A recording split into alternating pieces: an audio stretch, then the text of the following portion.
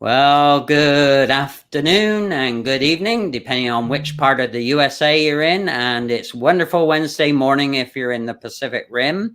I am Bruce, Mr. Simpler, Faster, Better, aka the guy in the blue shirt. And I am also a proud brand ambassador for a company called Rever.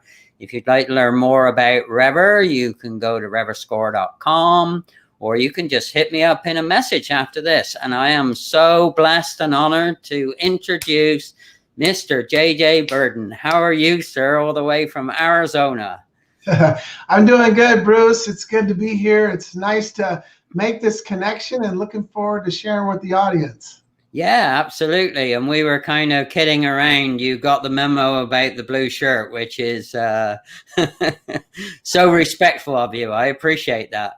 Yeah, I was in my closet and I was like, should I wear a blue shirt? Yeah, maybe I'll wear a blue shirt. Oh, cool. All right. So as I mentioned you, I'll say hi. I have some regulars. So Wendy and Gracie, welcome. And again, if you see somebody in the comments, just hop in there, JJ. Awesome. And so tell us a little bit about your background and history. I was, my wife and I were doing a little research on you, and you have an impressive, interesting story, my friend. So why don't you tee that up for us? Yeah, absolutely. Well, let's see a little bit about my background. So as you already mentioned, I live in Scottsdale, Arizona, but I'm originally from Portland, Oregon. Mm-hmm. And my family and I moved here in 2010, and I've been married to my college sweetheart, Raina, for 30 years. And we have 8 children, 3 biological children and 5 adopted nieces and nephews. So it's been a very busy family life for us, but had the privilege of playing in the NFL. So I'm a former NFL wide receiver, played 9 years and had a thrill. Got to play with some pretty cool, well-known players like Derek Thomas and Joe Montana and Marcus Allen, but retired in 1997 and became an entrepreneur. Now I'm a professional speaker, author, health and wellness coach, just kind of doing things to help people achieve the goals that are important to them. Right. Well, that's all. Also, and I'm sure you've heard this pun before, but I have to say it, with the extended family, you've got kind of half a football team, right? Yeah. Well, I got my starting 5 basketball players and I got 3 on the bench. Oh, okay. All right. That's a better ratio for sure. All right. So Jordan, Demina, hi Maria. Oh, Rack the Boat is on. Hi Raquel. So I know there's some common connections that know me and know you. So thanks for supporting us. So fascinating acronym, and I've seen you talk about this. In fact, that's how we first met. Was we got introduced through a small group, and you were always mentioning this fabulous acronym, and I can't remember it. So it's called F.A.S.C.O, right? F.A.S.C.O. So Fasco. Why don't you talk to us about how did you come up with that? And then I'll ask you some other questions about, each component of that, as it were. Yeah, so Fasco, the acronym stands for Failures, Adversities, Setbacks, Challenges, and Obstacles. And I think it was several years ago, I was given a series of keynotes. And Bruce, as I went back and reviewed the keynotes, I would use these words individually throughout the presentation. And one day I was like, they kind of mean the same in a way. I said, let's just come up with an acronym. That's how I came up with it. And it just resonated with me because I just think through my life, my journey, I've dealt with all different versions of Fasco. So I thought here's something I can really relate to, because I know many people deal with these different words at different times in their life. And I thought if I can share solutions for those, and I think I might be on to something. Awesome. Yeah, I want to welcome some more people. Oh, Lonnie Ray. Hi, Lonnie. And Nidell, my friend over there from the East Coast. Wow, we've got a good spread in the US. And again, sometimes we get some Pacific Rim people on, so it's good. So yeah, so the acronym's real cool. And you said about solutions, which you and I are more alike than we are disalike. We're trying to come up with solutions, and that's kind of what my simpler, faster, better methodology is all about, is, solve a problem, come up with a workable solution. So have you found that any of the, how does the dynamic of Fasco change depending on the environment you're in? Because I'm sure it's pretty environmental, right? Yeah, it really is, because it could be emotional, it could be physical, it could be external, it could be internal. So first I kind of say, it represents anything that's when something unexpected happens, something you're not prepared for, something blocking you from achieving a goal. It can be a difficulty, a struggle. But ultimately, I think that they all are basically are testing you to see how bad you really want a goal. How bad you want it. And it's going to come in those different fashions of, like I said, failures, adversity, setbacks, challenges, and obstacles.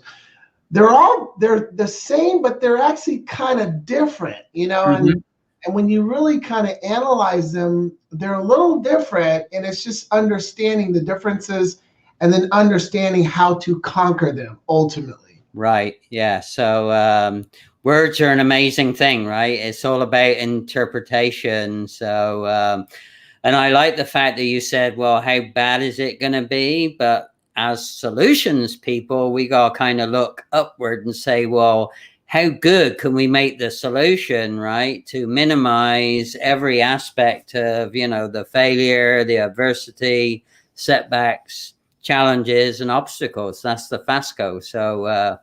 So maybe there should be a letter U in front, like you Fasco, right? Yeah.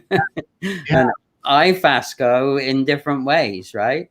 Yep, exactly. I mean, it's, like I said, it's how do you conquer the Fasco moments in your life? And it's really about encouraging people to develop the habit of conquering them, so it's a process, but I think we all deal with them differently. And that's kind of how I've tried to use my journey, my story, my lessons, my wins, my losses, and sharing with people, well, here's how I dealt with it. Perhaps maybe this is a solution that might work for you. Right.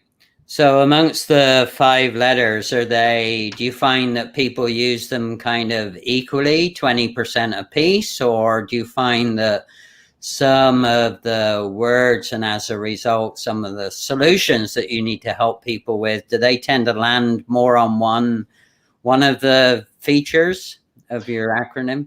Yeah, good question. It's kind of a variety. It's like sometimes people will try to lump them all, but when it gets down to the nitty gritty, failures can really be different than adversities or really different than setbacks. So it's just trying to help them understand, like, let's take the word failures, really a lack of success. So I try to spin it in a way, okay, let's identify what failures are, because usually when failures occur, it means there's something that you probably didn't do right, or there's something you could have done to change the outcome, where versus maybe an obstacle. Right. Sometimes there's obstacles that pop up that, that you didn't cause the obstacle, but you got to figure out how to get around it, so it's just trying to help them differentiate between the different parts and show the different solutions. Right. Well, it's really interesting. I posted some commentary and contents recently about at least the word failure, and the outcome or the solution that I came up with was, if you're going to fail, then fail forward and fail fast. So that's, like you said, more of a task-based thing. But for me, at least from my own personal adversity is more an external thing. So, and for me, it tends to be more long-winded or long, it prevails over a longer period of time. I think you can fail and you can pick yourself up pretty quickly, but sometimes adversity is more like the long winding road, right? So yeah, it's a good point, because like when I look at failures, right away I start thinking like, okay, what can I learn from it? Why did this happen, and how can I turn it into an opportunity? Right. Yeah. And then when I look at adversity, because many times when adversity happens, that can be a misfortune, something that, let's take COVID. That's an adversity. Yeah. We can't control that COVID has a rise, but we can control how we respond to it, how we react to it, what we do moving forward.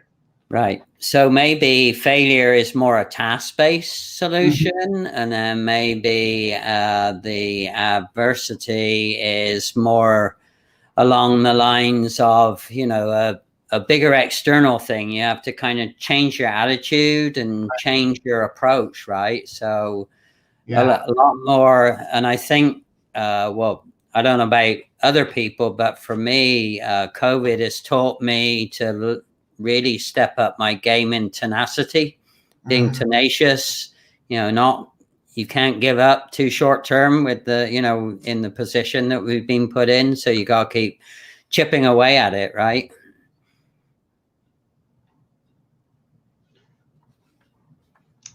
I lost you for a second, Bruce. That's all right. No problem. I was just saying about COVID's taught me tenacity for sure. So big adversity or big adversarial relationship I've been in with COVID, particularly here in Los Angeles County, like other people living here. We've had it pretty tough. So, all right. Yeah. So what would, how do you deal with setbacks? So maybe we'll go through them. We kind of hit off, failure and adversity a little bit, but what do you see people doing, and what do you see are setback solutions, as it were? Yeah, setbacks. When I think of setbacks, I think of something that is delaying your progress. Maybe you are, moving forward in a certain direction. All of a sudden, you experience a setback where you're not progressing or performing as the way that you normally did. So, I think it's an opportunity to, one is recognize the reality is that sometimes you're going to be winning, and then sometimes in life you're going to be losing. You're not going to be winning all the time. So again, it's looking at the setback and recognizing the opportunity for growth. Recognizing it as an opportunity to learn something about yourself and step up your game, make some adjustments, and then obviously get back to work. Right. Yeah. To me, setbacks are like they slow me down. They don't always put me all the way back or behind. So I relate setbacks often to speed, and then and then I want to do a quick lessons learned and see if I can move on from the setback. And like you said, ideally learn something along the way so that you don't end up getting in another setback. Right. Yeah, and I think of, and whenever I experience that, Bruce, I think of right away though, setbacks are the perfect opportunity for a comeback. An opportunity to get back on track. If it means you got to go back to the fundamentals or to the basics and master those skills again, it requires you to do that. Because like in the NFL, we would have moments in a game where we might be winning, and all of a sudden we're playing horrible and we're losing, and we're at that point where your back's kind of against the wall, and now you got to kind of regroup, go back to the basics, and get out there and and try to finish strong. So I always think about that phrase about them being opportunities for comebacks. Yeah, that's and of course you can't control all those things either, right? Particularly when you're the dynamics in a football game is pretty complicated and intensive at times, right? Yeah, they're very much so, but I can control, like when I get on, I was a wide receiver, so I can control when I get on the line, whether I know my assignment and whether I do it properly, so. Right. Cool. All right. Well, Tisha Maria Pelletier, I'm sure you know that young lady she's right there in Arizona. So have you talked with Tisha before? Oh, hey, Tisha. I'm not sure if I have. Oh, okay. Well, she is in fact, everybody on the commentary guest list here, if you don't know them, I'd be happy to introduce you to any of the fine people here. Excellent. Actually am first level connections to everyone I've seen so far. So thanks for hopping on with us. Right. So how about challenges? I mean, that is a word with multiple meanings, right? So what are some of the ways that you bring a solution to challenges, JJ? Yeah, when I think of challenges, I think of something that's testing your abilities. testing you. And what I encourage people to think of is this: challenges are perfect opportunities for breakthroughs. It's like you're at that crossroad and you either got to go left or you got to go right. And with a breakthrough, you have the opportunity to make a decision to where either it could take you down and out, or it could take you to bigger and better things. And Bruce, I think about my first year in the NFL after I was drafted, and I went to the Cleveland Browns and I tore up my ACL ligament. Third practice, Yeah. But I was at this crossroads. It was like, okay, JJ, are you just going to throw in a towel and in your career, or are you going to listen to your doctors, listen to your trainers, and put in the work over the next year so you ultimately can accomplish the goal? And so I made that decision that was going to be my breakthrough moment, and it was. Right. Because I'm telling you, some years later, that knee injury made me stronger, hungry, and a better player, and allowed me to play 9 years in the NFL. Right. Well, actually, I got goosebumpy because we didn't talk about this, but I used to be an old budding soccer player. And when I first moved to the USA, I used to play in a co-ed league with the World Trade Center. And after that, I then started playing in parent teacher or parent kiddo soccer games. And I was only been here about 2 years, and I was running like crazy. And the pitch had been rained on very badly the night before, and they hadn't put cones out. So I actually did literally a 180 at full sprint, and I tore both ACLs and MCLs in both legs at the same time. No way. Yes way. So wow. So and they were so loud it stopped the game. When they popped off, it was like a big crack. And then, of course, I didn't really know what had happened, but I was then a year on crutches with multiple surgeries. And so I worked part-time on crutches without being able to drive, begging lifts and rides. And so talk about a challenge of recovery. That was huge for me. So, yeah. That's hard to believe.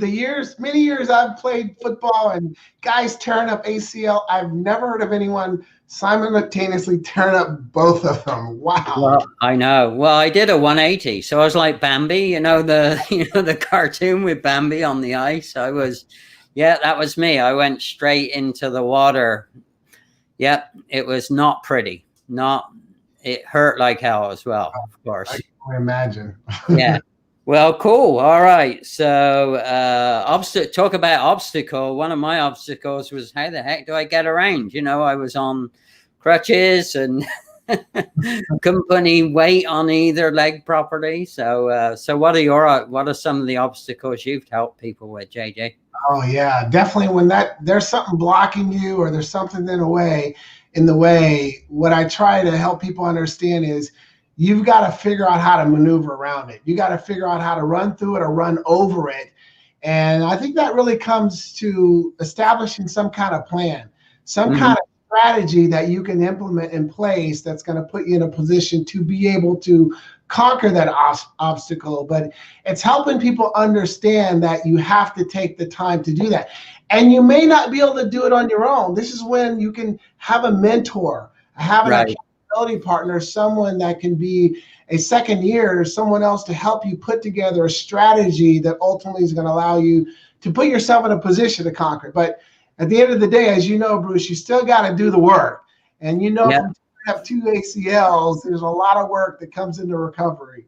Yeah. Oh, that's just one moment in my life. I have a long history of being pretty clumsy and klutzy, not on purpose, but just through circumstances. And anyway, but thanks. Yeah, I want to come back to obstacles. So particularly with you being a tall and lightweight guy, I think you probably hopped over a few linebackers before, right?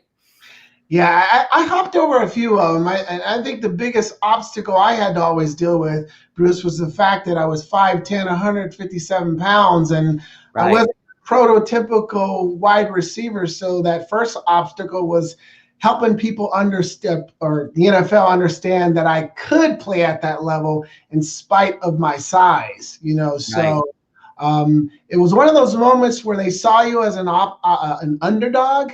But Mm-hmm. the power of being an underdog is when you don't truly believe you're an underdog, but you're willing to put the work in like an underdog, Right. So I think I proved a lot of people wrong playing 9 years, because it's the average NFL player plays less than 2 years, and they're 6'2" and 245 pounds.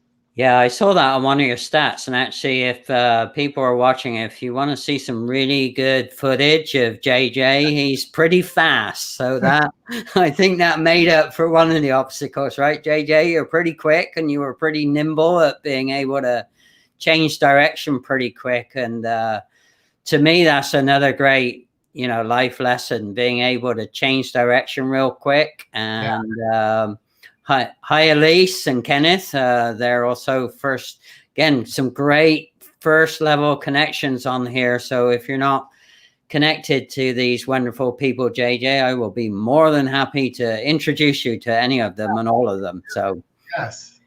cool. So you've obviously been talking about the acronym Fasco, and so what have you learned through actually mentoring and coaching and sharing, the acronym? What's some of your big aha moments in the last year or so through doing that? Well, probably first, the similarities to being a professional athlete and working in the business world. I mean, there's a lot of similarities. Obviously, there's a big difference. I'm no longer running for my life because someone's trying to take my head off. But it's just recognizing that a lot of the things that I experienced as a professional athlete, trying to make it in the league, trying to stay in the league, I see a lot of similarities in the business world. So I'm able to take some of those lessons and relate it to someone who, maybe in the corporate world, maybe they're dealing with sales, maybe they're a manager or a leader, or maybe they're just someone who feels like an underdog. I can remember having a conversation with someone about several months ago who they worked in a particular office, and they worked next to someone who went to Harvard, and they went to a different community college or whatever, but they felt like an underdog because the person next to them went to a more prestigious school. So it's just, there's a lot of things that I dealt with as an athlete that's very relatable to these ones. So I'm trying to really make it relatable to them and showing them how they can apply certain action steps. But one thing you'll hear me say all the time, Bruce, is you got to do the work. You got to be right. doing the work. And I think a lot of people want success. I think a lot of people want achievement, but not everybody's willing to do the work and what's necessary. So that's kind of a reminder. I'm always, putting in everybody's ear. Yeah. Well, I have a little funny story about, not feeling, I guess, adequate, or not feeling, up to the moment when you do that comparison. And I actually used to work in a nonprofit organization with a couple of research scientists, and they had a doctorate, a PhD. And then people used to say to me, "So, Bruce, what are you trained in?" And I said, "Well, I have a real PhD. I'm poor, hungry, and driven. So watch out."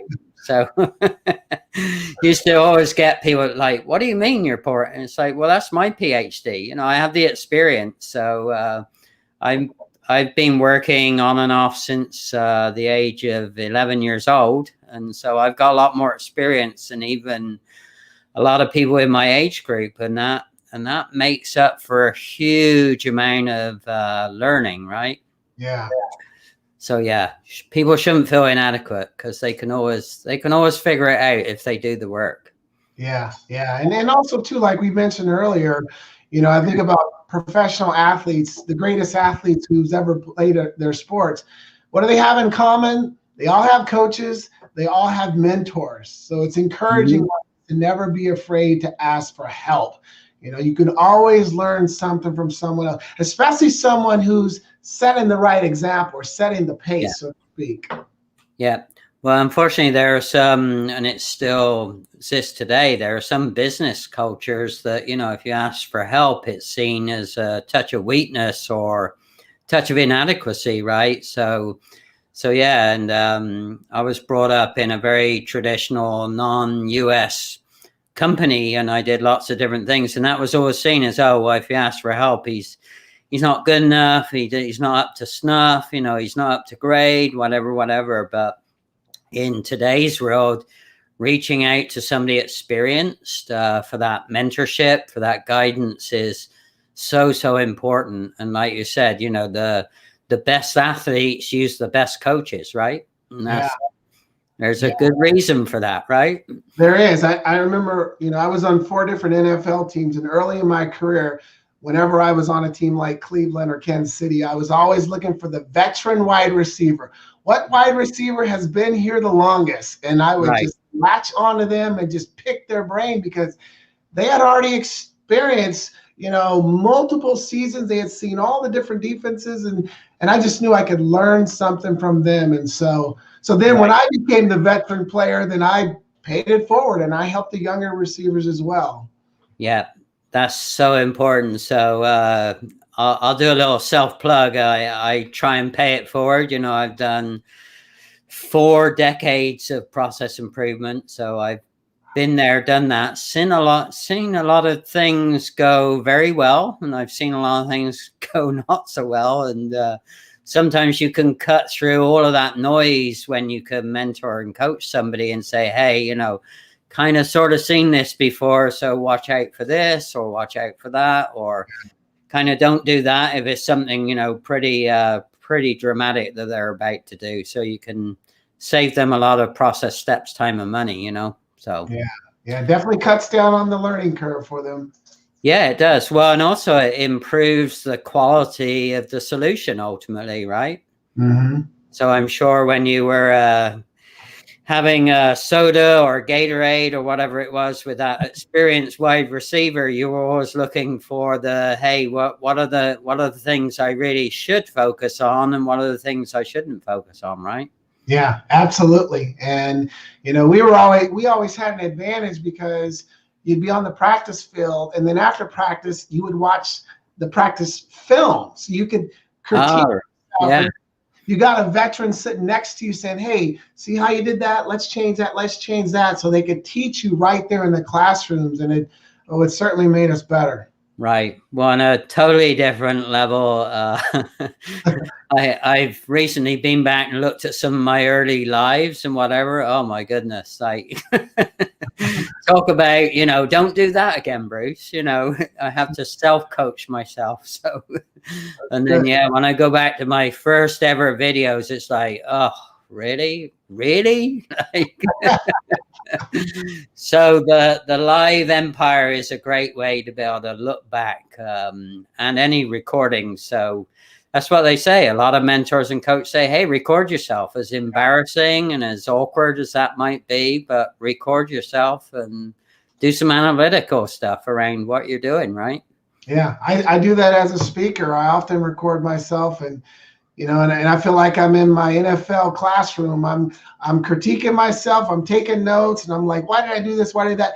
But the whole goal is to what? Get better, to improve. And that's, and if you want to be the best of what you do, that's what you're going to do. So yeah, it's funny. We're from 2 totally different worlds and from 2 totally different environments that we were in, but we're more alike than we are disalike. And I find it absolutely fascinating when I do these lives, because, my approach is all about helping people to get better and, do it simpler, faster, better. Right. So, yeah, I agree. And I think, I've noticed, at least the time I've been working with people, is just really helping people understand that mentally they can get better. They can do this, they can do that. But a lot of times that's kind of where the struggle is, because in order to really start progressing, you got to get your mind right. And I know as a professional athlete, Bruce, there were so many moments in the game when so many crazy things happened, but you had to mentally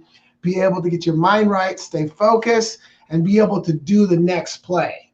So I've been trying to help ones be able to do that, kind of block out the noise and really focus on what they need to do mentally first. Yeah, absolutely timely. And Connie Medina, hey, devoted big sister. So Connie, talk about focus. Connie recently, we did a crash 4 weeks together. Not a bad crash, a really good crash. So Connie helped me with my confidence and clarity, and so I will be always eternally grateful. And it's funny, I was telling Connie last night, we had a catch-up call, and she remembers you from your Oregon days. So she was in an agency up there, a press agency, as I recall, and so she remembers you from there. So that's the other good lesson learned, right? Never ever assume that you're not going to be remembered somewhere, right? I know. It's so funny, Bruce, because I'm not a Hall of Famer. I wasn't some big superstar, but I had a nice, quiet career. But I'm impressed. I'm amazed at how many people actually remember me, because it wasn't like I was like, you know what I mean? You just went out there and do your job. The NFL was how I took care of my family. I looked at it as my job, But years later, you just never thought that it would give you the opportunity to really touch so many lives and just the lessons you learned over the years. Right. Well, you've got the ring as well, so I don't think you should underplay your talents, my friend. You got something that many people will only ever get to look at. So okay, you ready for this though? Yeah, go on. This is my national championship ring from when I was at Oregon. I ran track. I was on the national championship. Oh, okay, cool. A lot of people don't know that track was really my focus. It wasn't football, Right. Football just kind of happened to my surprise. But what a great example of adaptability as well, right? We think we're going to be in one lane, and then circumstances come up and we get thrown to another lane, and look what you did with that opportunity. Yeah. And it comes down to, when you're focused, your discipline, your grit, you show that grit, you do the things you need to do, doorways start opening up that you didn't think was going to open up. I mean, I never in a million years did I want to play in the NFL. Did I have a goal to play in the NFL? But when I tore my ACL up my senior year at Oregon for track, right. Mm-hmm. I had nothing else to do but, let's go see what the NFL's about, and played 9 years, Oh, awesome. So hi, Tisha Hammond. So Tisha Hammond and I have been messaging a lot in the last few days. So thanks for your support, Tisha. I'm sorry, not Tisha. Tisha. So she's up in Detroit. So if you ever want to go to Detroit, JJ, I know Tisha would. She's got a great network up there. And Lonnie Ray is over in Tennessee, I believe, from memory. So in kind of closing, what would you say? What's a kind of golden nugget of something to go work on this year for everybody? I would say this. I think everything starts with our mindset, how we think, what we think, and when we think it. I would say, write this down. Just remember that a positive mindset separates the best from the rest. Because no matter what's happening around us, the craziness, the unpredictability of this, that, and the other, if we got a positive mindset, we're unstoppable. Because every day you wake up with that attitude, it's a new day, let's go crush it. And you're not allowing the curveballs of life to really, knock you off course. And so staying positive is something that's always worked for me, and I encourage everyone to really work towards that. So would you mind saying that real slow, and then we'll kind of finish on that wonderful high point, JJ?